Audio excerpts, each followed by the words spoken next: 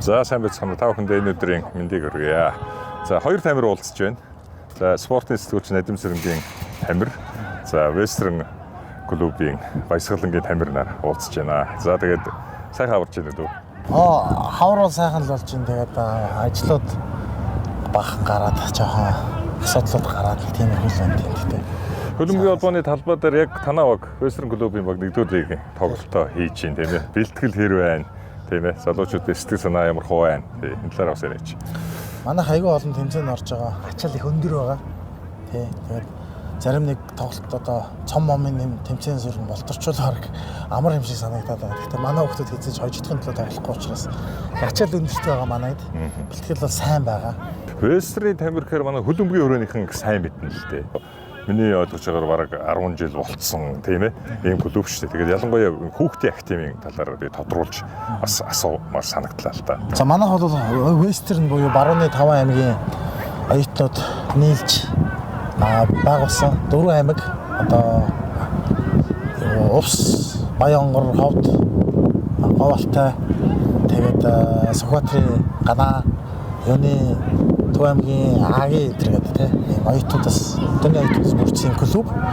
Тэгээд энд ингэж явж байгаа нэг олон барууных нь байсан учраас барууны залуучууд гэдэг төрөн бас байгуулсан Вестерн гэдэг нэртэй клуб байгуулсан. За тэрнээс хойш 8 онд байгуулагдаад энэ чи тэмцээн оролдоонд ороод явдаг байсан. 10 онд би оюутан тогсож ирээд энэ клубт өөрөө тамирчингаар ороод ер нь их гоё залуучууд байна. Жинхэнэ Монголын орон нутгийн гоё залуучууд ингэж таалагдаад нэг багт ороод тэгээд би анх спонсороор эхэлж байсан 10 оноос хойш. За тэгээд бид нар ер нь нүдэн дээр одоо ариус бариусгүй клубүүд хүүхдтэй ажиллаад харагдаад байсан учраас энэ хүүхдтэй ажиллах нь зөв юм байна гэдэг бид нар хүүхд рүү бүх үйл ажиллагааг бүтэн шилжүүлсэн. За тэр нь бол 2013 оноос хойш цэвэр хүүхдтэй ажиллаж байгаа. Тэгэхээр манай клуб маань өөрөө 17 жил хүүхдтэй. Би бол өөрөө 15 жилээр Монголын хөлбөмбөгт ажиллаж байгаа. За тэгээд 12 жилээр цэвэр хүүхдтэй ажиллаж байгаа. Тэгээ манайх бол сошиалсаар пэйжнүүд байдаг, чаналтай. Тэгтээ нөгөө буст хийж энэ сурчлага бол хийдэггүй. Органикаараа ингэж явж байгаа нэг юм пэйжнүүд байгаа. Активын пэйж, багийн пэйж. За үйл ажиллагааны хувьд гэх юм бол манайх Монголын хөлбөмбөгийн холбооны бүх уралдаан тэмцээнд бүх насны ангиллын уралдаан тэмцээнд, эмэгтэйчүүдийн тэмцээнд, футзалын тэмцээнд охтуудыг одоо бас дахиад доороос нь бэлтгээд ингэж ажиллаж байгаа. Одоо хөлбөмбөгийн холбооны нийт тэмцээнүүдийн тоглолтуудыг тоолоод үзвэл бараг 15% нь манай тоглолтууд явж байгаа. Тэгэхээр тэрнээс болоод би 7 өдрийн мараа 4 өдөр одоо энд ингэж бараг ажилтан шиг байж идэг те. Ингээд натаа уулзах хүмүүс одоо бараг энэ чинь үрж тааралдаг болцсон.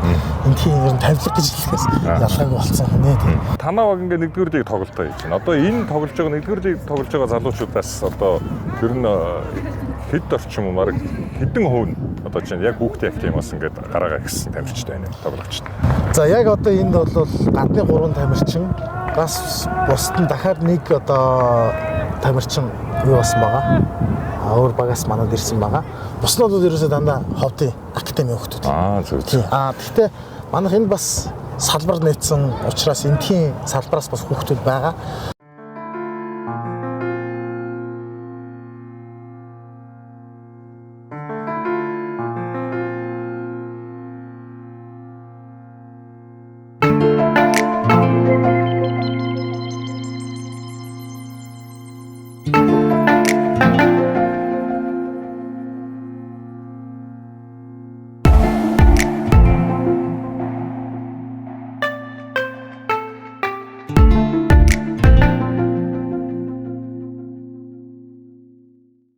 За бид хоёрын ярилцах дараагийн сэдв рүү оръё гэж бодож байна. Монголын хөлбөмбөгийн холбооны ээлжид бус одоо их хурлын сонгуул 4-р сарын 28-ны өдөр болохоор ингээд товлогдсон байна. За энэ хуралтай холбоотой за тэр тоглолтоо харъя те. За 15 номер дамжууллаа. Мөрөглөө. Яа сая орцсон бол те. Хоёулаа. Яа. За сонгуул. Тэгээ одоо нэлээд дуулын шуугантай л нэг за хүчээр шахуул одоо ээлж бас хурал ингээд товлогдлоо л тоо. Тэгэхээр дүүгийн хувьд бол одоо зөвлөлд нэр дэвшсэн. Тийм ээ. Тэгээ зөвлөлд нэр дэвшээд одоо нөгөө сонгуулийн хорвоо гэдэг байгууллагын татгалзсан хариу өгсөн. Энэ яг ер нь юу болчих вэ? За одоо заалтан 7-1-3 гэж байгаа. 7-1-3 гэдэг нь одоо бичиг баримт дутуу юм уу одоо хурамжаар үлдсэн гэдэг заалт байгаа. За миний зүгээс бол бичиг баримтыг бол бүрэн өгсөн гэдэг акт нь. Бичиг баримтыг хурамжаар үлдсэн гэх юм бол одоо өөрсдөө судлаад үзэхэд ингээд постод үзсэн мэт дотроо бас хөлөн хүчтэй хооронд нэгэн хэрэг маргаан болол тий. Бас л дотроо л хагалдах юм болоод тах шиг. Ер нь тэгээд харахад тэр дэмжих бичиг өгж байгаа хүмүүс нь бусадтай яг адилхан дэмжих бичиг өгсөн л байна. Он сарн ч гэсэн адилхан, тэр тамаатын ч гэсэн адилхан байна. Хэрвээ энэ зөрж исэн бол одоо энэ асуудал багсан. Зөрөөгүй мөртлөө яг адилхан бичиг өгчөөд байхад 5 хүний одоо 3 нь унаад 2 нь унаагүй байна гэдэг бас асуудал. Тэгэхээр энийг би бол шалтгаан гэж үзэхгүй байгаа. Ямар ч tas юугаа сонсъё. Одоо яг аль бичих нь зөрсөн бэ гэдгийг одоо нэг тайлбар авах хэрэгтэй байх гэж би бодож байна. Тэрийг ямар ч tas сонсъё. Гэхдээ ер нь бол олон жил энэ дотор ажиллаж байгаа хүний хувьд бол ер нь тэгэл хөлбөмбөгч дотроо алдартай шүү дээ. Энэ холбоо асуудалтай, заваа, сонголт буруу болдог, жүжиг болдог тий. Иймэрхүү юмнуудыг бол бүгд л дотроо мэддэг. За би бол анх одоо 10 жилийн өмнө хинч бишээс учраас одоо хөлбөмбөгийн холбоонд орж ажлыг хийсэн сонирхол бол байгаа. Гэвч хүүхдэл ажил хийсэн сонирхолтой ажилласан. Үйл ажиллагаа маань аяг өргөжөөд томорцсон учраас одоо ингээд 400-500 хүүхдээ ирэх ашиг яригдж байгаа учраас би одоо энэ дотор орж дуу хоолой болохгүй нэ гэдэг үднээс одоо нэрээ өгсөн. За тэгээд ерөнхийдөө би бол мэдчихсэн. Намайг ямар нэгэн аргаар ингээд аваа ичнэ, хонгорчин гэдэг бол би тооцоолцсон, мэдчихсэн. За тэгээд бүх юм одоо нөгөө олон ангитай кино гэж үүдэж штэ тий. 20 жилийн өмнө л нөгөө нэг аргаар явж байсан тэр арга нь хിവэрэл одоо ингээд яг энэ аргаар нь хамгийн гол нь би дотор нь өөрөө орж ингэж өөрөө дотор нь бүдэрж үзэж яг юмыг тогтоож гаргаж ирж ингэж одоо илрүүлж байгаа надад айгүй гоё байна. Яг гэх юм бол нэгт одоо надаас бас имижин гэдэг юмээс надад их сайхан намайг зоригжуулж өгч байна. Хоёрт юу гэх юм бол энэ юуны холбооны саяны тэр асуудал нь яг хаана байгаад байгаа нь нэг тодорхой болж байна. Тэгэхээр би одоо 7-ны 3 өдөр энэ холбоон дээр ерөөсөө өнжиж байгаа. Манай тоглолтууд болж байгаа. Энд хурдлаа хийж байгаа. Энд хүмүүстэйгээ уулзж байгаа. Энэхийн ажилтнаас ер нь дутгааргүй юм чинь. Гэтэл тэр нэг 5 хүн маань ерөөсөө юу байхгүй. Энд нэгч харагдаж байгаа хүмүүс. Цариг нь нэг сонгуулийн хорооны ярьж байна тий. Сонгуулийн хорооны 5 хүн. Би энд харж байгаа ч хөө. За нэрийг уншсан зарим нэг нэр нь миний амьдралдаа анхудаа сонсож байгаа нэр ч бас байна тий. Би нэрэндээ нэг сайн биш л дээ ер нь энэ дотоод хүн биш. Тэгтэл амьдралдаа сонсож байгаагүй нэрийг бол олоо харах мэдэн шүү дээ тий. Тэгэхээр энэ юусоо харагдаж байгаа ийм хүмүүс одоо бидний дэвших үггүй ингээ шийддэг ийм буруу тогтолцоо байна. Энэ тогтолцоо бол одоо бүгд мэдж байгаа өмнөх удирдлагатай холбоотой, саний унсан биш тэрний өмнөхтэй холбоотой. За ер нь тэгээд нөгөө өмнөх киноны сизон 4 юм уу 5 юм уу зарим хүмүүс 4-р сизон гэж яриад байгаа шүү. Миний хувьд бол одоо өнгөрсөн сонгуулийг харсныг бодоход 2-р сизон харагдчихэв.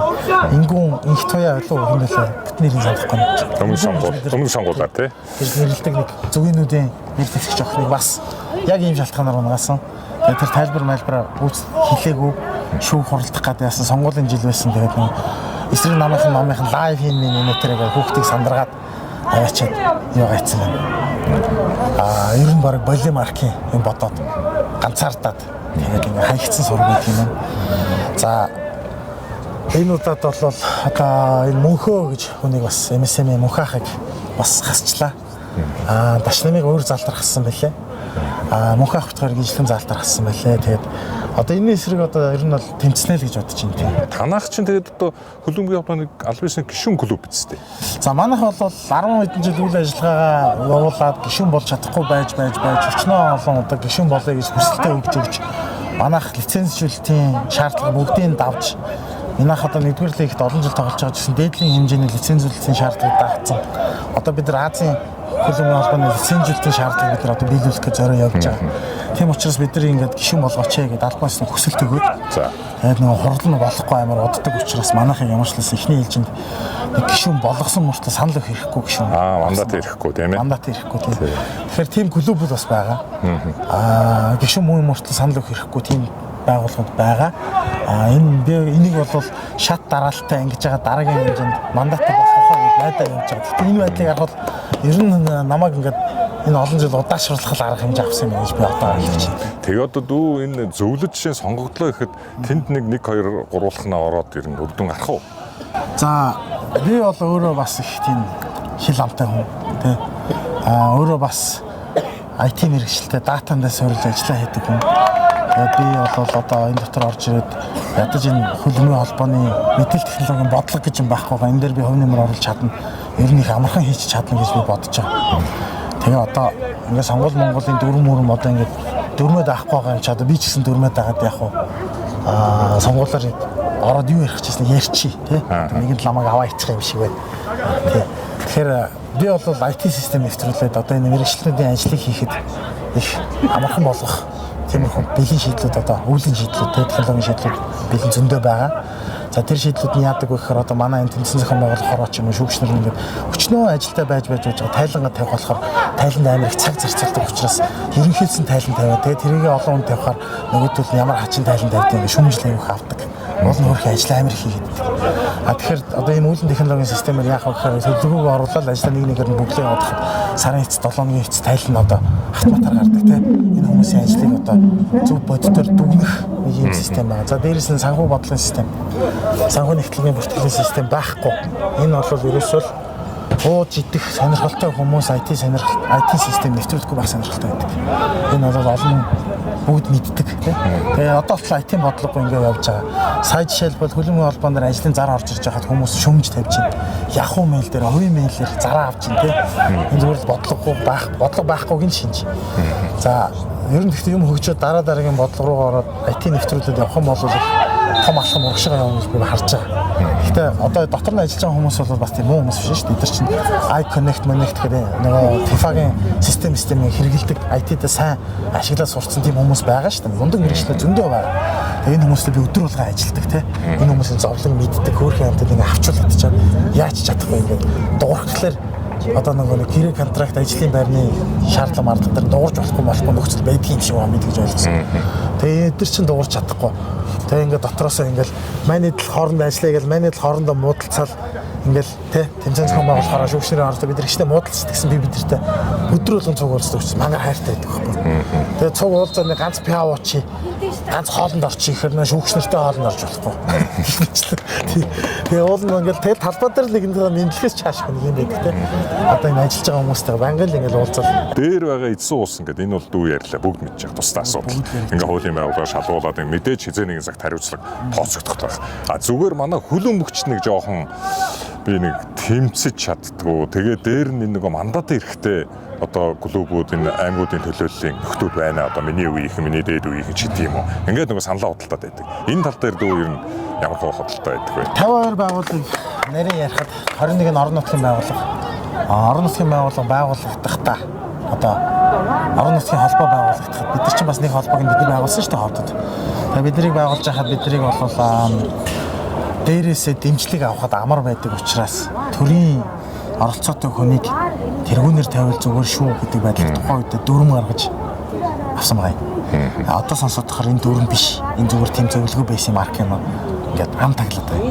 Тэнгууд нөгөө нэг хідэн тамаа гарсан нөхлүүд нь тавьдгүй. Хөлбөмбөгт оролцдоггүй аймагуд байгаа. Оролцдог аймагуд байгаа.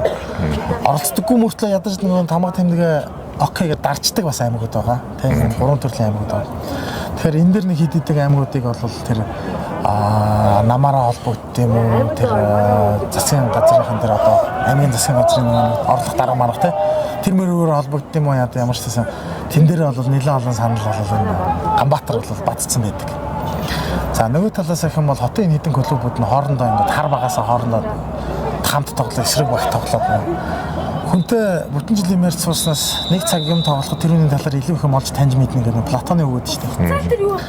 Тэгэхээр эдгээр чинь насаараа хоорондоо тоглолцсон хүмүүс бүгд бивнээ сайн муу мэддэг. Таарах үедээ таарахгүй, муудалцах үедээ муудалцдаг. Тэгэл адилхан хөлбөмбөглөө явж идэг нэг юм өрсөлдөгч гэж хардаг хүмүүсийн хооронд нь алцуулаад, тоглуулад, хагаралтуулаад ийм аягүй хийдэг. За тэгээ тэрнээсээ болоод яг жинхэнэ шийдвэр гаргаж байгаа нөхдүүд нь хөлбөмбөгийн албанаар хизээж харагддаг тийм сонгуулийн хороонд одоо байгаа хүмүүс хэлээд шүү дээ. Энэ хүмүүс одоо хөлбөмбөгийн албанд байдаггүй, намайг танихгүй, миний үйл ажиллагааг мэдэхгүй гэж одоо намайг тийм хөлбөмбөгийн албаны удирдах зөвлөлд татгалзуулдаг та нар одоо хэн бэ хөөе тий та нарт зориулж хэлж чинь та нар одоо хэн бэ одоо би энэ хөлбөмбөгийн холбоонд бүгдийг босгох та нарын эсрэг тэмцэнэ тий хөлбөмбөгчтэй нэгдээч хөлбөмбөгийн удирдлага байгууллагуудаа нэгдээч одоо энэ 35 гаруй хэсгийг гүйцээж аваач тэгээ энэ дээр одоо би хувь нэмрээ оруулаад нэлээд их ажилланаа би ганцаараа орж ирэхгүй надтай орж ирэх том хүмүүс бас байгаа тий тэгээ одоо энэ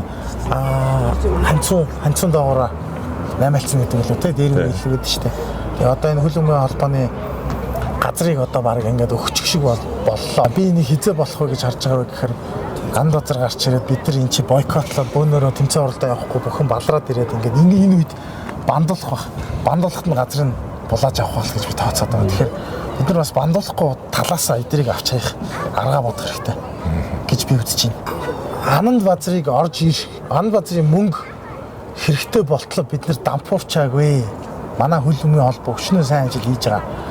Одоо хүмүүсийн магтаад байгаа саксны холбооны зарим байгууллагууд нь тамирчдын гэрээ контрактчгүй байгууллагууд байна. Тэрний хажууд одоо энэ хөлбөмбөгийн холбоо чинь бүх тамирчдын гэрээ контракттай холбоо сүлжээний IT систем дотор бүртгэгдсэн, FIFA дээр бүртгэгдсэн иймэрхүү явдаг. Азийн том тэмцээнүүд бүхэн дөрвөн журмаараа ордог. Тийм шалтгаан унчаагүй анд базрыг авталтай гэж шалтгаан унсан байхгүй бид нар. Ер нь бол тий. Харин энэ хүн орж ирснээрээ цаашдаа спонсорууд орж ирэхгүй гэдэг магадлал маш их байгаа. Магадлал гэж ер нь бол ойлгомжтой. Энэ хүний нэр хүн дээр одоо манай хөлбөмбөг бүр бодоо олно гэж би харж байгаа. Хамаач ч өөрөө энэ анд базрын доор ажиллаж исэн сураг байдаг юм байна. Тий. Тэгээд шалах хүмүүс нь шалгаараа ямар ч гэсэн би бол одоо энэ ямар шийдвэр гарах нь хамаагүй. Би бол ямар ч гэсэн тэмцэнэ. Энэ сонгуул бол угаасаа олон жил жүжиг явлаа. Найруулгатай жүжиг явлаа. Олон жилийн өмнөөс бэлтгэгдсэн одоо энэ болдыг гаргаж ирж доор нь хэнийг тавиад давгааг тавиад албаар энэ хүмүүсийг муу хүмүүс тавьж ингэж унгаах зорилготой жүжиг болгосон гэж би харж байгаа. Тэрэнд нь бид нэр өөрсдөө явж унаад энэ тэнд дайрж орж лайв мав хийгээд тэмхтэй замраагүй байдал үүсгээ бидний тоглолтод нь өөрсдөө унаад юм гэж би харж байгаа. Тий. Нэг ховны бодол тийм ээ. Хөлбөмбөгийн зүтгэлтэй үний тий. Батар нь ороод харж байгаа л өнцөг штэ. Харагдаж байгаа өнцөг нь тийм байгаа. Тий. За тэгээ байдлын юм л энэ зарим вебсайт одоо мэдээллийн хэрэгслүүдээр нөгөө одоо дашны эмч гэдэг юм ярьсан өгсөн байсан. Тэгээ би бас зориуд одоо амьдад үгээс одоо энэ талаар энэ олон жилд 10 гаруй жилийн хүүхдийн төлөө ингээд тий спортын төлөө хөлбөмбөгийн хөтлөө зүтгээд явж байгаа хүний ингээд ажиллагаа авъя гэж бодсон. Ингээд ажиллагаа нь өндөрлж байна. Хамгийн гол нь яг жоохон зүгээр үзэгчд хөлбөмбөг сонирхч шандаж хэлэх нэг жоохон сөрөг юм бит хоёр ярьсан байж магадгүй. Тэгэхдээ ерөөсө бодит байдал ерөөсө ийм л байна. Хөлбөмбөг бол бүр тийм ээ. Одоо гадуур явж байгаа цоо яриа шиг тийг шалтаа унаагүй. Зүгээр л нэг хайдан улс төрийн тоглогч нар бидний нөгөө энэ хэдэн тамирчид ч нэг хайртай амныхын тул айгүй эмо байдаг. Амар сэтгэл зүйн юу гаргадаг. Ааш цан гаргадаг. Тэгэл тэрэн дээр нь тоглолт хийгээд байгаа гэж би хараад байна. Тэр нь Монголын хөлбөмбөгийн ирээдүг яаж төсөөлж байна? Одоо ингээ 10 жил хөлбөмбөгийн хүүхдийн клуб барьчихсан. Танай клуб чинь ерөнхийдөө үн төлбөр гэж бас сонссон юм байна. Тэгэхээр одоо маш их ажил хийж байгаа, цаашдаа ч хийх байх. Тэгэхээр энэ яг ер нь ирээдүйн талаар ямар төсөөлттэй? Ялангуяа Монголын хөлбөмбөгийн хүүхдийн бодлого гэж юм тусдаа гарах хэрэгтэй гэж би харж байгаа. Монголын хүүхдийн хөлбөмбөгийн холбоо гэж юм хөлбөмбөгийн холбооны харьяа дид байгууллага үүсгэх хэрэгтэй гэж би харж байгаа. Эмэгтэйчүүдийн холбоо үүсгэх хэрэгтэй гэж харж байгаа. Футзалын холбоо үүсгэх хэрэгтэй гэж би харж байгаа. Тэгээ эдгээр нь бүгдээрээ хөлбөмбөгийн холбоон дотор тус тустай квоттой явж явах хэрэгтэй гэж би харж байгаа. За сая би Францад тий очоод талбай дээр нь очоод нэг хэдэн Франц нөхдүүдтэй тоглолоо. 17-8 та нөхдүүдтэй тоглож үзлээ. Тоглож дуусчаад тэдэртэй жоох юм яриа суулаа. За тэгсэн чинь ингэж Францад би хүүхдэд цуглуулж чадах юм бол хөлбөмбөгийн холбооноос нь бүх төлбөр, мөнгө, хэрэгсэл, талбай, хувцас бүгдийг даадаг. Тэгээд хүүхдүүд нь өөрсдөө ингэ тэмцээнд ороод явдаг. Тасалжуулагчийн цалин бүх юмын цаанаас нь даадаг. Нэгсэндээ FIFA бол маш их мөнгөтэй байгууллага. Азийн хөлбөмбөгийн холбоо ч гэсэн амар их мөнгөтэй байгууллага. Айгүй их мөнгөтэй байгууллага дээр бид нар дурын төслөө бичээд дурынхын төслийн санхүүжилтийг авах боломжтой байгууллага. Гэтэл энэ боломжийг энэ олон жил хүмүүс бид нар тийм боломжтой гэдгийг хэлэхгүй нуун дарагдуулж хаасан байна. 20 хэдэн жил бидний одоо хүүхдийн ирээдүг боогдуулсан байна. Би энэ тузын өдөртөх зөвлөлд орсон ороогүй миний ажил урагшаа явнаа манай академи. Манай академи одоо 400 гаруй хүүхэдтэй 150 200 хүүхэд тогтмол идэвхтэй бэлтгэл хийж байна. За анхныхан хүүхдийг сая би Германд авчиж тушаачаад Münster Globetrotter гэдэг багт авчиж тушаачаад ирлээ. одоо Бундслиг 2-т байгаа хүүхэд 11 настай хүүхдийг тушаачаад ирлээ. Тэгээ одоо яг гэрээ контрактын бүрэнгүйс бүх юм болоод ирэн гутал би зарлана гэж бодож байгаа. За дээрэс нь одоо хөдөө орон нутгаас хотод баггүй хүүхдүүдийг манах багтаа тоглуулж те дээд лиг рүү аягүй болон хүүхдүүдийг гаргасан увсын хүүхдүүдийг зөндөө авч явсан. За юунаас дорндоос бас манай тоглож байгаа хүүхдүүд байдаг те. Одоо ингээд орон нутгийн клуб чи би аягүй сайн штэ. Тэгээ манайх одоо 21 аймгийн тэмцээнд бол тогтмол оролцдог. За Монголын ирээдүйг хүүхдийн ирээдүйг юу гэж харж байна гэхээр саяас Германд очиод ингээ юуны уулзалтууд хийлээ. Талант агентлагуудтай уулзалтууд хийлээ. Тэгсэн чинь одоо Германд шинэ хүүхдийн бодлого гарч байна. Тэр бодлого нь одоо энийг бол Монгол даяараа би зарлах гэж аягүй гоё мэдээ. Германы хүүхдийн хөлбөмбөгийн бодлого нь хүүхдийг багаас нь хөлбөмбөгөөс гадна дахиад нэг өөр спортоор давхар хичээлүүлэх нь зүгээр юм байна гэдэг тийм бодлого явагдаж эхэлж байгаа. Бүр бага наснаас нь. За мэдээж маш олон давхар явах спорт байгаа. Номер 1 сонголтоор хамгийн тохиромжтой нь юу вэ гэхээр бүх гэдэг спорт одоо сонгогдож байгаа юм. Номер 1-ээр гарч ирж байгаа юм. Германд хөлбөмбөгтэй давхар хөөцөлдөх тийм спорт. Ингээ эргээд өнөөдөр хөлбөмбөгийн хөгжлийг хараад тахад бас нэг буруу биш юм байна гэж харсан. Тэгэхээр Монголын хүүхдэд бүгдээр бүхий удамтай дараагийн Европын Германы давлгаанд одоо Монголын хүүхдүүд гарч ирэх боломж нь байна. Энэ боломжийг одоо бид нар ашиглах хэрэгтэй. Тэгээ спорт нь ч гэсэн бас арай өөр болоод байна. Хөлбөмбөг тоглодог хүнээсээ илүү тамирчин спорт тал руугаа болоод хөгжөөд байна тий. Илүү гүйлттэй, илүү физикал тоглолттой болоод байна. Монголын хөдөөний хүүхдүүдийн ясан сайн, амар сайн ястай. Бүхий яс тий. Жижигхэн биетэй мөртлөө ясан том юм бүхий хүүхдүүд зөндөө байдаг. Тэсвэр сайтай, ялангуяа орон нутгийнхын цагаан эдэнд өрссөн аюу сайн юм хүүхдүүд зөндөө байдаг. Маш ирээдүйтэй байгаа. Бидэрт сайн боловсруулах хэрэгтэй. Сайн спортын менежментийн удирдлага хэрэгтэй. Тэгээд топ удирдлага нь ийм байгаа тохиолдолд бол бид нар ер нь аюу хэцүү. Тэгээ одоо клубүүд өөр өөрсдийн гэсэн талбай заалтай болох хэрэгтэй. Одоо манайх энэ жилээс заалаа барих гад газар мазраа зохицуулсан зунаас барилгын ажил эхлэхээ сууж байна. Энэ болцсон байхад бол бид нар одоо энэ холбооны хэдэн тэргүүнүүдийг болов тоохгүй өөрсдийн тэмцээний зохион явуулж ямарч асуудал байхгүй гэж харж байна. Энэ анд базар бол ерөнхийдөө хөлбөмбөгийн холбооны тоглолтын ундаагийн юутай итэн бүгдийг авах сонирхолтой байгаа. Үгүй бол энэ газрыг л авах сонирхолтой байгаа. Африкийн Нигерийн, Камеруны хөлбөмбөгийн холбоотууд 2000 оны ихээр маш сайн байсан. Тэ Патрик Мбома, Самуэль Ето, Нигерээс Амагачи, Вест, Икберба мундаг тамирчид аягүй их гарч ирдэг байсан тэ. Энэ тамирчид 2000 оны одоо 2-3 оноор би санаж байна. Холбооныхон ерөнхийлөгч нь буухаас өмнөх жил газраа зараад тэгээ бодоолсон. Ийм түүх байдаг. Тэр хөлбөмбөгийн холбоодод одоо л сэргээгүй байна. Тийм тэрнээс одоо 22 жил өнгөрч байна те. Сэргээгүй байна. Энэ миний нүдэнд гарах гад болох гээд байна гэдэг яагаад байна. Монголчуудаа одоо энэ бусад спортын хүмүүс бас үзэж байгаа бах. Та нар сайхан хаштаглаад дэмжээд өг. Тэгээ одоо бид нар маргааш Сэвлэн баг хурлын бусад юуны хөлбөмбөгийн холбооны одоо гишүүн байгууллагууд хөлбөмбөгт ямар нэгэн хувь нэмрээ оруулж байгаа байгууллагуудын төлөөлөгч нарыг маргааш 25 дугаар юуны цугийн Хэвлэлийн баг хурлын танхим 11 цагаас ирж цуг суугаач ээ. За нэр дэвшиж байгаа хүмүүс бол сууж чадахгүй нөгөө сонгуулийн дүрмээрээ сурчлаганд орж болохгүй учраас тэд нар бол сууж болохгүй байгаа. Гэхдээ бус нь хурж ирж суугаач ээ. Нэгдээч ээ. Бидний хооронд тоглолт хийгээд байна штэ манайхаа. Тэхүү ирээч ээ.